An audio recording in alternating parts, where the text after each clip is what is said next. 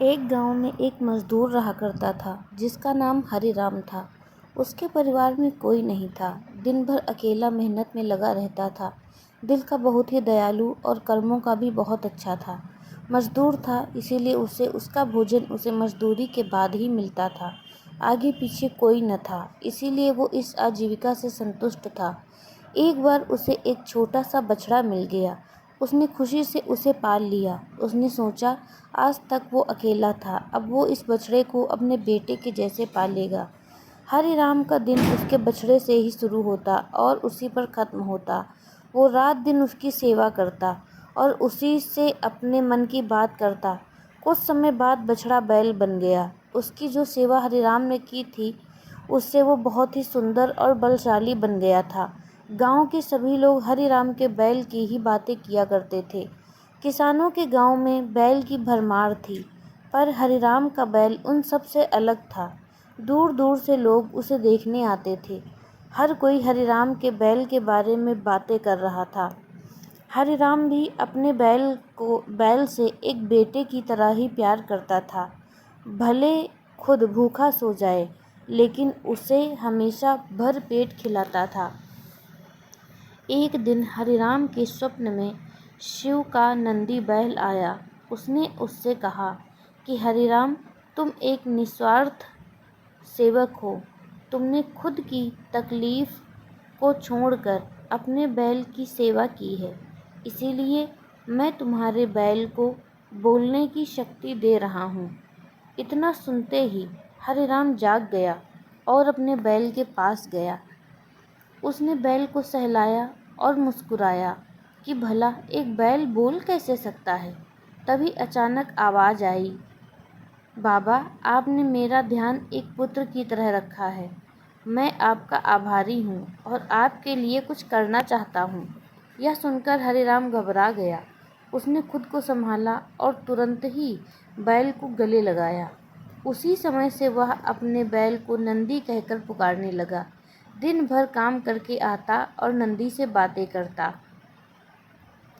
गरीबी की मार बहुत थी। नंदी को तो हरिराम भर पेट देता था, लेकिन खुद भूखा सो जाता था।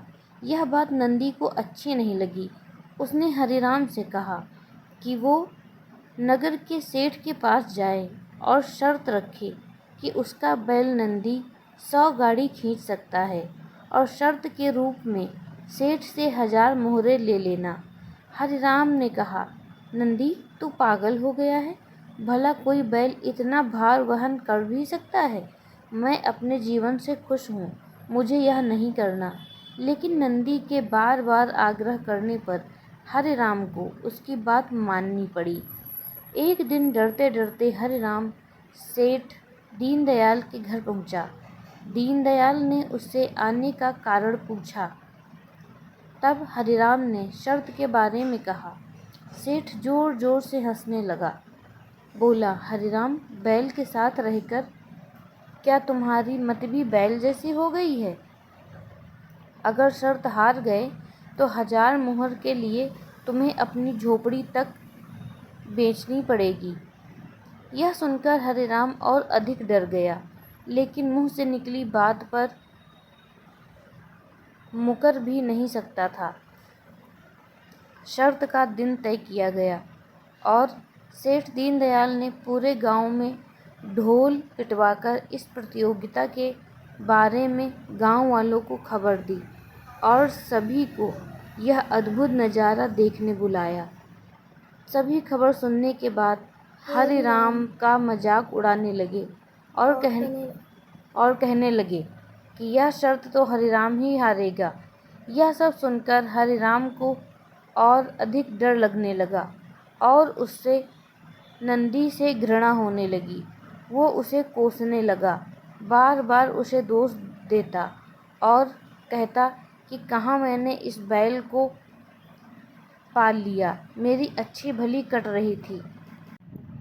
इसके कारण सर की छत से भी जाऊंगा और लोगों की थू थू होगी वो अलग। अब हरिराम को नंदी बिल्कुल भी रास नहीं आ रहा था।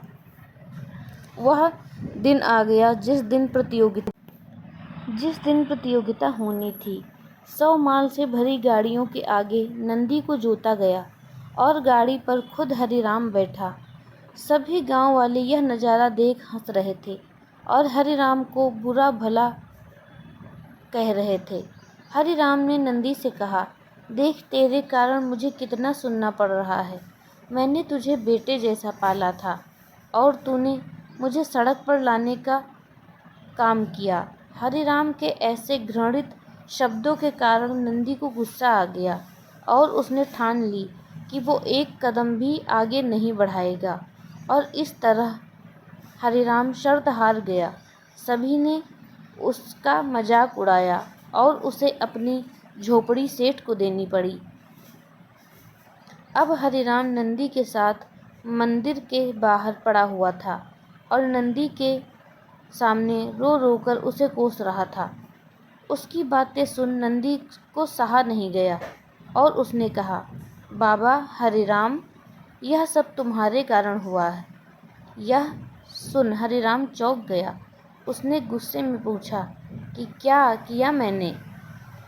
तुमने भांग खा रखी है क्या?